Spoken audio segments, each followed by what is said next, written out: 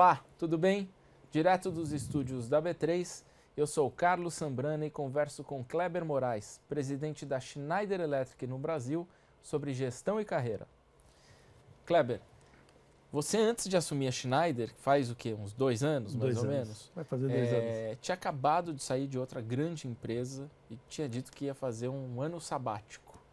Ia parar, ia estudar vinho, que é uma paixão que você tem.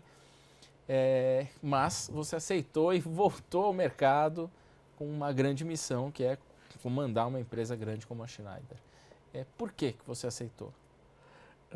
Primeiro pensamento do sabático era, eu cheguei a olhar locais para ficar, eu cheguei a investir um certo tempo, porque eu queria, ao longo do meu ciclo profissional, que sempre foi muito intenso, tirar um tempo. Eu acho que era importante para mim. E o que apareceu? Apareceu uma paixão. Apareceu uma paixão.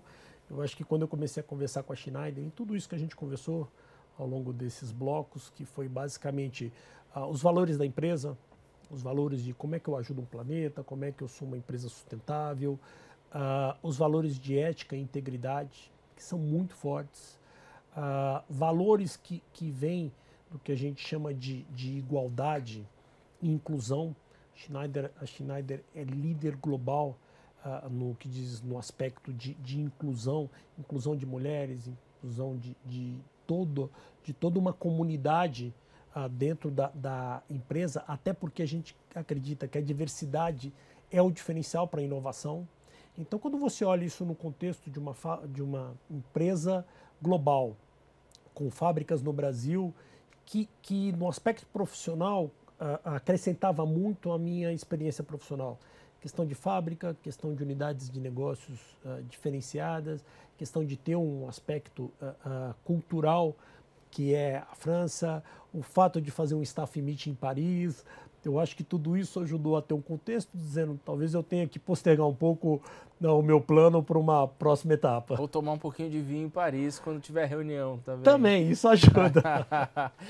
Ô Kleber, qual que hoje, a sua opinião, hoje muita gente fala de inteligência artificial e muito se fala que a inteligência artificial vai acabar com milhões de empregos e de que muitas carreiras nos próximos anos ainda não existem e vão ser inventadas, vão ser criadas. Como é que você enxerga isso? De que forma que você acha que a inteligência artificial pode afetar o mercado de trabalho?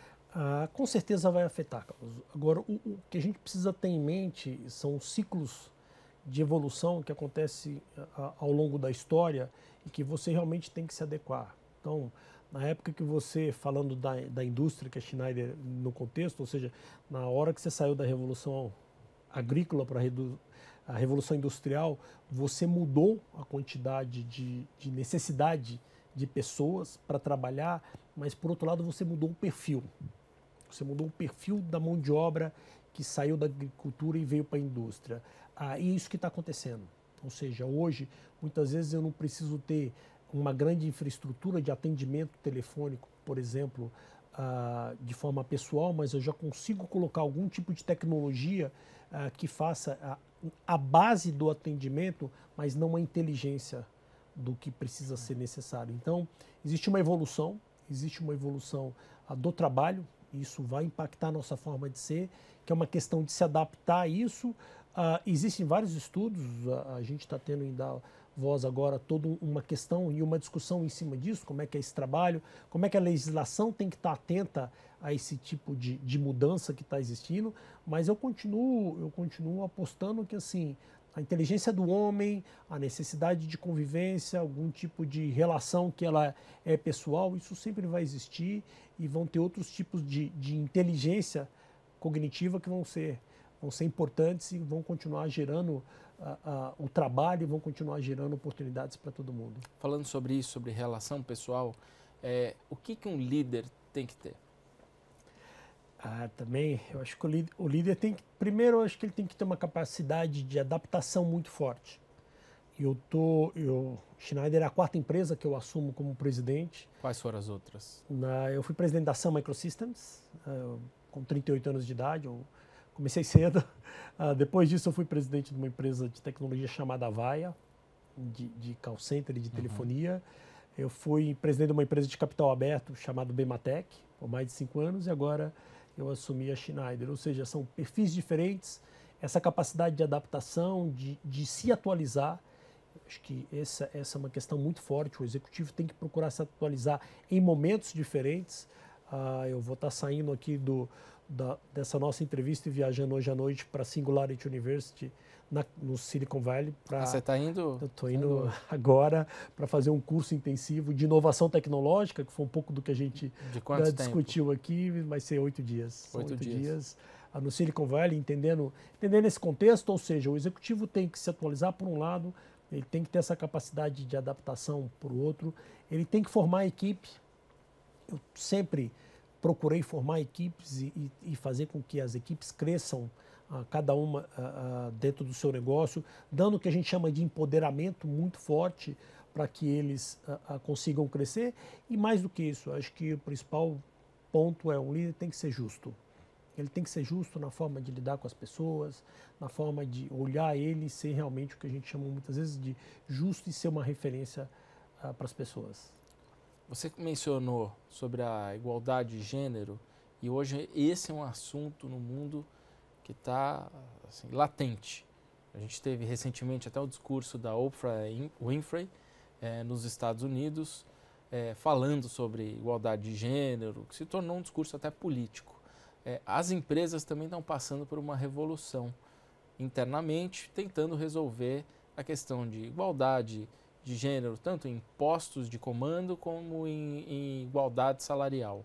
Como é que a Schneider tem trabalhado isso? Acho que a Schneider, nisso, ela é uma referência mundial. Ou seja, hoje por exemplo, questão de igualdade de gêneros para nós isso é básico, ou seja, eu tenho hoje, no nível de contratação que eu fiz em 2017, 40% foram, por exemplo, mulheres. Então a gente tem isso dentro do nosso DNA como um todo e é uma preocupação muito forte. Vocês têm políticas internas específicas para isso? A gente tem políticas. Porque muita gente só discursa sobre isso, mas eu queria saber se de fato vocês têm programas específicos para isso. A gente tem programas específicos para isso, ou seja, em igualdade de condições a gente prefere colocar inclusão num contexto como um todo. Hoje grande parte da liderança da Schneider é de mulheres. A minha presidente da América Latina, a minha chefe, é a Tânia, que é uma mulher, assim, uma referência mundial. Ela é embaixadora da ONU no que diz respeito à diversidade. Ela é realmente uma pessoa ativa do mercado para poder realmente fazer o empoderamento das mulheres. Igualdade salarial para nós já passamos desse ciclo, ou seja, Schneider Brasil, igualdade salarial é básico entre homens e mulheres, ou seja, isso para nós é uma realidade. Eu diria que tem muito a ver com o que a gente acredita de valores, do que a gente tem no dia a dia como evolução. Hoje mais da metade da força de trabalho no mundo são de mulheres, então tem que ter realmente essa representatividade de inclusão como um todo. Eu acho que Schneider é uma empresa bem aberta nesse sentido. O que uma empresa mais inclusiva ganha? Ela ganha pensamentos diferentes, ela ganha diversidade e é na diversidade que você cresce, é na diversidade que você traz a inovação. Então, se você tiver pessoas pensando da mesma forma, agindo da mesma forma, vindo da mesma origem, isso não é sustentável. As empresas que trabalham ou pensam assim não sobreviverão. Então, a gente tem certeza, uma empresa que está em mais de 100 países, que tem culturas diferentes em vários locais, que precisa ter demandas diferentes, ela tem que ter uma diversidade muito grande. E essa é a Schneider. Muito obrigado, Kleber. A gente está caminhando para o final do programa e eu abro espaço para que você possa falar com quem está nos assistindo, mandar uma mensagem, dizer o espaço é teu, está aberto aqui para que você fale com quem está assistindo a gente. Por favor, o espaço é teu. Obrigado, Carlos. Eu acho que a gente está iniciando um ano, seja fevereiro, temos um ano desafiante pela frente. A gente tem um ano onde tudo que a gente conversou aqui, que é a transformação da economia, a transformação dos negócios, a transformação de cada um de nós, ele é um desafio. A gente não pode perder os valores. Eu acho que esse ano é um ano decisivo para o Brasil. A gente passa por um processo agora um processo eleitoral onde cada brasileiro tem que ser protagonista. Ele tem que acreditar, o brasileiro tem que ir trabalhar com suas crenças, trabalhar naquilo que ele acredita para ajudar a fazer um Brasil melhor.